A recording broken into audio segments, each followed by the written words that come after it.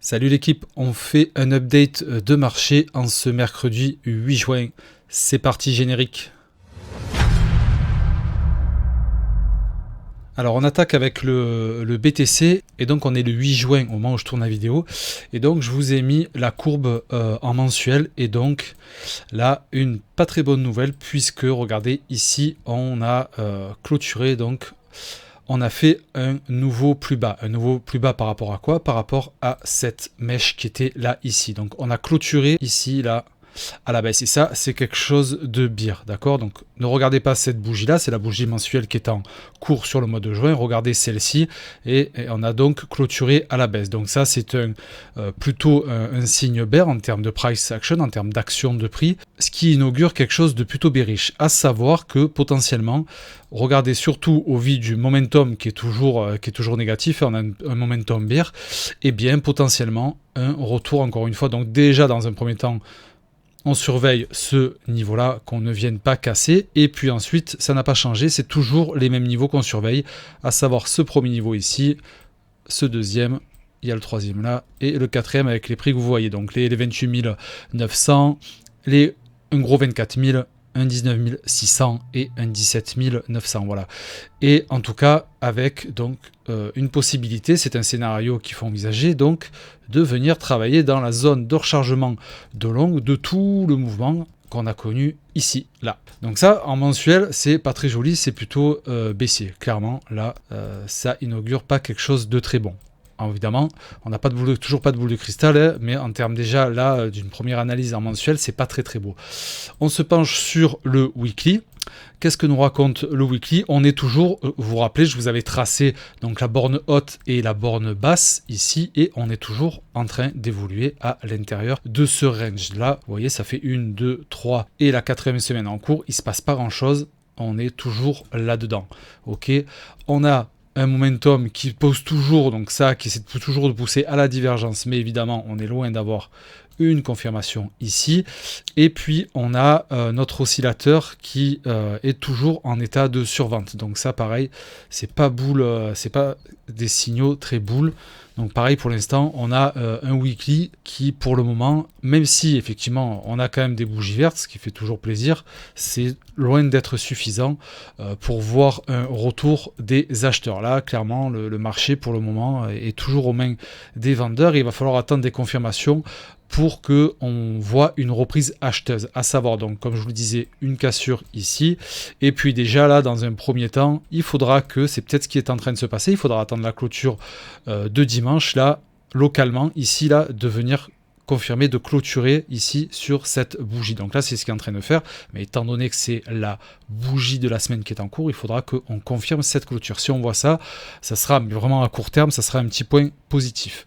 Donc, conclusion pour le weekly n'est pas très voilà, un weekly qui est pas très sympa non plus en voir. Du coup, on se positionne maintenant sur le daily et vous voyez bien, du coup, là on voit bien vraiment ce range avec toujours donc le premier niveau que j'avais dessiné qui tient, qui fait son taf de support ici, et de suite je vais voir le momentum, et un momentum qui malheureusement lui commence à montrer des signaux de faiblesse ici. Donc ça c'est pas très bon. Avec ici là pareil localement on est en train donc de dessiner potentiellement, c'est peut-être pas ce qui va se passer, autant on va continuer à évoluer vers le haut du range, mais là avec le momentum qui est baissier, possiblement donc de refaire encore une figure baissière à ce niveau là. Donc à l'intérieur du range on peut déjà surveiller ici ce niveau là, donc qu'on ne passe pas dessous là, sous les 29 280. Je vous l'ai dit, le momentum de prix est négatif, du coup on peut regarder un petit peu en 4 heures, voire dans l'échelle de temps inférieure, qui montre un momentum qui pousse qui est haussier, mais c'est pas confirmé. Regardez là, il est là, ici. Il manque un petit peu. Si je chope le pinceau, c'est mieux, merci. Voilà. Il manque un petit peu ici. Là, il faudrait casser là pour avoir un momentum haussier. Ça serait positif pour un daily et continuer cette petite poussée là qu'il y a ici avec tout doucement là des creux ascendants. Mais encore une fois, c'est assez léger quand même, puisque donc mensuel n'est pas joli à voir, y compris le weekly et le daily. Là, il y a peut-être quelque chose en 4 heures, mais c'est encore une fois, avec toute la période qu'on vient de passer, je repasse en weekly. Là, c'est pas à un moment donné, c'est pas l'échelle 4 heures qui va faire la différence, loin de là. Donc, première conclusion, le marché est toujours aussi ennuyeux, il se passe pas grand chose malgré allées et retours en borne haute et borne basse, ce qui est peut-être bien pour les scalpers, mais vous savez ici, moi, on fait de l'analyse plutôt daily, weekly, et donc là, on est très loin d'avoir des signes de retour haussier. Évidemment, on va aller jeter un coup d'œil du côté de l'order flow, voir comment ça se passe du côté du sentiment. D'ailleurs, nous y allons de suite. Alors, on est en échelle de temps 6 heures, je vais mettre du 12 heures. Alors, qu'est-ce que ça raconte ? Alors, hop, ici. Donc, on voit une baisse de l'open interest. On voit une baisse de l'open interest ici. Et surtout, moi, alors attendez, ouais, il y a un truc à vous montrer parce que par rapport à la dernière vidéo, il y a comme quoi, regardez, c'est pas une science exacte. Hein. Je vous ai parlé dans la dernière vidéo que on aime voir, enfin, personnellement, j'aime voir donc le ratio long short qui diminue parce que ça veut dire qu'il y a plus donc de short. Et vous l'avez aussi ici exprimé graphiquement de manière différente. Et quand on voit ici donc le ratio long short qui se resserre, c'est que vous avez plus d'ordre short ouvert. Et donc c'est plutôt un signe qui est positif, surtout quand on voyait comme ça l'open interest qui aussi lui en augmentation. Ce qui sous-entend, à la lecture que j'en fais moi, c'est qu'on a tendance à avoir plus de shorters. Et pourtant ce qui s'est passé, regardez, en termes d'action de prix, eh bien on n'a pas eu de continuité de pousser comme ça, de pousser haussière. Au contraire, non, on a fait cette grosse bougie en 4 heures qui est venue donc dégommer des longues. Une belle contradiction là par rapport à ce qu'on peut faire comme lecture et en termes d'action de prix. Donc pour le moment, là, comme je disais il y a 5 minutes, on est en train de faire des sommets ascendants, mais encore une fois, il faut que ça continue à pousser dans ce sens. Si je mets l'échelle de temps 1 heure, voilà, il faut qu'on continue comme ça à pousser à chaque fois à faire un ratio long short en faveur des shorters, un funny grade si possible qui est négatif voire nul. Là en tout cas évidemment ça fait un moment il est relativement faible. Il a été important ici, on voit pas mal de funny grade qui étaient négatifs et pourtant malgré ce je fais une petite redite, donc malgré ce funny grade qui était négatif ici et puis à partir de là on était quoi début juin là, ce ratio long short qui passe en faveur des shorts, et bien pourtant on n'a pas eu de confirmation en termes d'action de prix et le prix n'est pas allé venu chercher la borne haute pour un peu dégommer tous ces shorters. Bien au contraire, là on a fait cette mèche là. D'ailleurs en termes d'action de prix, j'en ai pas parlé tout à l'heure, mais regardez comme c'est Vislar, encore une fois on est venu chercher les liquidités. Regardez, je vous trace ici là, regardez, tac, avec Clément c'est mieux, merci, voilà, regardez. On est juste taper, chercher la liquidité et après on réintègre le range. Et le marché, ça fait au moins que je vous le dis, fait très souvent ça pour venir piéger les acheteurs là, parce que c'est véritablement, c'est encore une fois une espèce de machine à laver.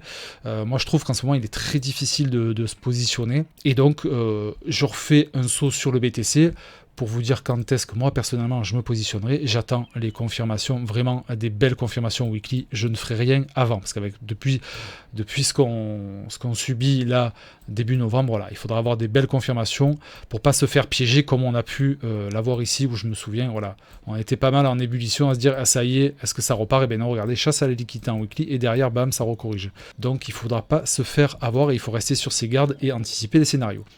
Donc on a parlé pour le BTC donc de l'order flow et de l'analyse technique. Maintenant on va jeter un coup d'œil au niveau macro. Alors au niveau macro, voir un peu, ça fait un moment encore une fois que je n'ai pas regardé en termes d'action de prix ce qui se passe, et donc on rebondit donc toujours sur cette trendline que j'avais dessinée, donc sur la S&P 500 on est bien en weekly, et là ce qui est bien donc c'est qu'on a clôturé cette bougie à la hausse, et là pour le moment on stabilise. Mais bon voilà, là ici en termes d'action de prix on avait eu quelque chose de positif, j'en avais parlé d'ailleurs dans une des dernières vidéos, je sais pas si c'était la dernière ou l'avant-dernière, avec justement d'ailleurs voyons voir le dollar index qui lui on va surveiller qu'il nous fasse pas un mouvement comme ça, ce qui serait sur le papier positif, à savoir une reprise éventuelle, donc là pour ça c'est positif, une reprise éventuelle du S&P 500 avec donc une chute du dollar, un mouvement, un transfert de fonds après cette grosse période haussière où il y a eu beaucoup de mouvements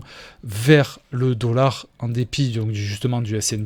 On est sorti comme ça, pour se protéger et hedger les gros portefeuilles en dollars. Là, est-ce que potentiellement c'est en train de se retourner? C'est encore trop précoce pour le dire, mais en tout cas, ce qui se dessine là, tout doucement, en weekly, voilà. On garde les scénarios aussi, mais en tout cas, si ça continue dans cette voie-là, ça sera plutôt, normalement, c'est plutôt positif pour le BTC. Donc, on surveille notre structure de retournement à la baisse sur le dollar index. C'est pas très beau. Donc, au niveau, si on se concentre sur le S&P et sur le dollar index, il va falloir encore entendre du développement, ce qui est en train potentiellement de se dessiner, en tout cas.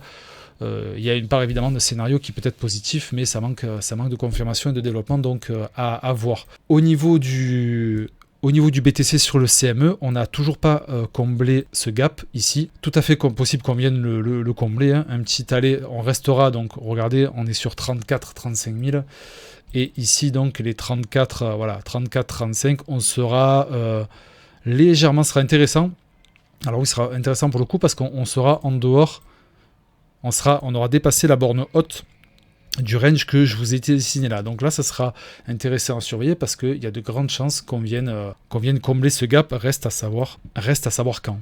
Encore une fois, si on va chercher le gap, ce qui se passera sûrement, ça ne voudra pas dire qu'il y ait même si on traverse là, une reprise de dynamique acheteuse. Il faudra regarder les momentum, voir ce que fait l'action de prix, parce que ça peut être tout simplement juste une mèche. Comme ça, là, votre action de prix, je vais essayer de vous faire des traits, voilà. On fait comme ça, là, ici, on vient taper, et puis on repart, etc., etc. Voilà. Il peut très bien aussi se passer ça, juste combler le trou, ce gap-là, et repartir, encore une fois, dans réintégrer le range par le haut. Et avant de finir cette update de marché, on va jeter un coup d'œil donc sur Coinalyze avec ce qui se passe sur les ALT. Donc là, vous avez l'Open Interest global avec, voilà, tout le monde sauf le BTC et le TH, donc que ce soit pour l'Open Interest, le funding rate, le ratio entre l'Open Interest et les market cap. Donc ce qu'on peut voir, c'est que évidemment on a eu toujours regardé ce mouvement là qui a pas été bon parce qu'il a fallu sortir, je trouve plus où est-ce qu'il est, voilà, hop, ici regardez ce mouvement là on est on a eu ici, je fais un petit rappel parce que ça c'était à la période de mars, ici regardez, hausse du prix, grosse hausse de l'Open Interest, et surtout on voyait un marché très leveragé puisque on voit le rapport entre l'Open Interest et le market cap qui était en hausse, ce qui veut dire que donc Open Interest qui représente les ordres longs et ouverts versus le market cap qui représente plus du coup lui le marché spot. Et quand vous voyez comme ça une hausse de l'Open Interest, c'est que le marché est très leveragé, donc forcément derrière qu'est-ce qui se passe, on vient nettoyer tout le monde. Donc là ce qu'on peut voir maintenant ici, on voit clairement, donc là clairement on voit le range. Ce qui est bien, c'est que du coup pareil sur l'Open Interest, regardez, c'est très stable et ça se stabilise aussi au niveau de ce ratio de l'Open Interest et du market cap. Donc là on va dire que pour l'instant c'est comme si je fais la parallèle c'est un peu anesthésié, tout le monde se dit bon, on sait pas trop ce qui va se passer. Donc chacun observe, est un peu en attente, et il faudrait dans l'idéal voir donc encore se décharger le train sur l'Open Interest, voir une diminution au niveau là de cet indicateur là, parce que pour rappel, regardez ce qui est assez intéressant à noter, regardez, je vais vous montrer ici, c'est que là quand même on est sur des niveaux d'Open Interest. Regardez, suivez de l'œil là le trait en pointillé horizontal, donc on est là, je prends ce sommet là, et regardez par rapport à ce sommet là qui correspondait à ce top de marché là, local en le mi-avril, d'accord, même s'il y a eu le mois de novembre là, mais regardez ici, on est sur des valeurs quasi identiques, alors que le prix n'est absolument pas du tout le même, d'accord. Là on était on était sur un BTC à 64K, et puis là on est sur un BTC aux alentours des 30K, et pourtant on a quand même ce ratio Open Interest et Market Cap qui est aussi élevé. Donc conclusion, c'est quand même on a un marché qui est très leveragé. Alors il faut prendre en compte évidemment que en termes d'utilisateurs, c'est pas comparable, il y a certainement plus d'utilisateurs sur la période actuelle en juin 2012 que en avril 2021, mais en tout cas c'est vrai que ça n'aide pas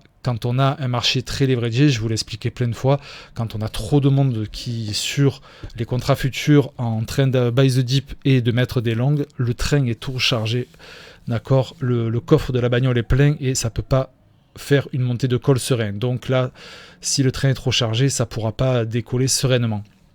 Voilà, ça c'était intéressant de faire un petit point aussi au niveau des alts. J'ai rien de plus à vous dire sur le BTC. Je vous ferai peut-être une update de marché la semaine prochaine si ça bouge un petit peu. Là, voilà, vous avez toutes les infos, les niveaux à surveiller pour voir si ça bouge. Je vous dis à la prochaine, équipe. Ciao, ciao, bye bye.